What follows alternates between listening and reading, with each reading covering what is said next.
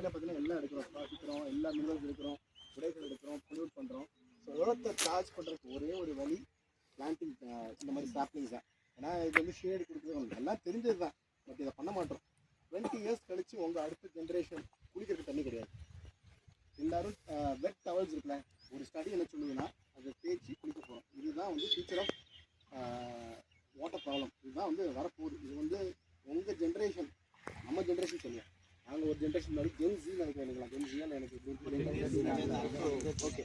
So நீங்கள் எல்லாம் act பண்ணவில்லை என்றால் கண்டிப்பாக இந்த பிரச்சனையை நீங்கள் 20 இயர்ஸில் நீங்கள் பார்ப்பீங்க, உங்கள் பிள்ளைங்க பார்ப்பாங்க. ஸோ நாங்கள் யங் இந்தியன்ஸ் வந்து ஒவ்வொரு மாற்றத்தை கொண்டு வரோம். ஸ்டூடெண்ட்ஸ் வந்து பெட்டர் லீடர்ஸ் ஆகணும்.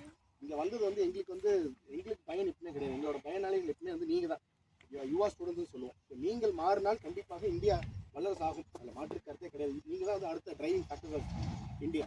ஸோ இப்போ எடுத்து வச்சுக்கிறது ஒரு சின்ன ஒரு முயற்சி தான். இதை வந்து நீங்கள் டெய்லி ஒரு நிறைய டைம் நம்ம செல்ஃபோனில் பேசுகிறோம், ஒரு 2 மினிட்ஸ் ஒரு பிரேக் அப்போ இல்லை எப்போயாவது ஈவினிங் வர்றப்போ இதை பார்த்துட்டு வாட்டர் பண்ணுவோம். அதுதான் என்னோட கைண்ட் ரெக்வஸ்ட்டுங்க.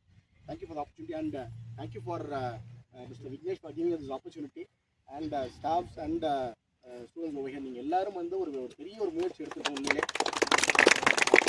நம்ம அடுத்த ஜென்ரேஷன் வந்து வச்சுக்கோங்க. நம்ம அப்பா அம்மா வந்து எப்படி நம்மளுக்கு இந்த உலகத்தில் வந்து நம்மளுக்கு ஒரு வீடு எல்லாம் கொடுத்துருக்காங்களோ, அந்த கிளைமேட்லாம் கொடுத்துருக்காங்களோ, இது வந்து நம்ம அடுத்த ஜென்ரேஷன்